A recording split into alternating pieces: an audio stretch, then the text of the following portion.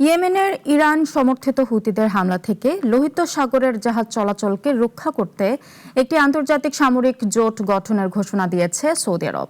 এই জোটে যোগ দেওয়ার জন্য বহু দেশকেই আমন্ত্রণ জানানো হয়েছে, তবে সদস্য তালিকা এখনও চূড়ান্ত হয়নি। লোহিত সাগরে ইয়েমেনের হুতিদের হামলা থেকে বাণিজ্যিক জাহাজগুলো রক্ষা করতে একটি আন্তর্জাতিক জোট গঠনের চেষ্টা করছে সৌদি আরব। গলফ নিউজের এক প্রতিবেদনে এ তথ্য জানানো হয়েছে। এক বিবৃতিতে সৌদি আরবের প্রতিরক্ষা মন্ত্রণালয় জানিয়েছে, যৌথ সামুদ্রিক প্রতিরক্ষা সহযোগিতা জোরদারের লক্ষ্যে একটি বহুজাতিক সামুদ্রিক প্রতিরক্ষা জোট প্রতিষ্ঠা করা হয়েছে। অংশগ্রহণকারী রাষ্ট্রগুলো ভারত মহাসাগরকে ভূমধ্য সাগরের সঙ্গে যুক্তকারী কৌশলগত সামুদ্রিক করিডোরের অন্তর্ভুক্ত 3টি জলপথে নৌ চলাচলের স্বাধীনতা নিশ্চিত করার পাশাপাশি আন্তর্জাতিক বাণিজ্য ও জ্বালানি সরবরাহের পথ সুরক্ষিত রাখার অঙ্গীকার করেছে।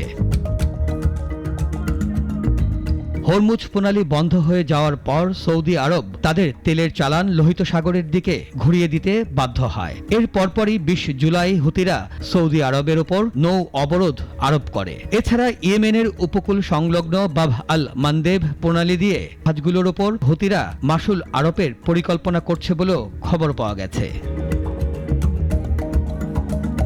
এছাড়া সাম্প্রতিক উত্তেজনার জেরে ইয়েমেনে ইরান সমর্থিত হুথি যোদ্ধারা বাব এল মানদেব লোহিত সাগর এবং এডেন উপসাগরীয় নৌপথে বারবার হামলাও চালিয়ে আসছে। হরমুজ প্রণালী দিয়ে উপসাগরীয় অঞ্চলের জ্বালানি রপ্তানি মারাত্মক ব্যাহত হওয়ায় এর রেশ পুরো বিশ্বে ছড়িয়ে পড়েছে। এরই মাঝে লোহিত সাগরের নৌপথে এই নতুন উত্তেজনা বিশ্বজুড়ে জ্বালানির দাম ও সরবরাহ শৃঙ্খলকে আরও ক্ষতিগ্রস্ত করছে।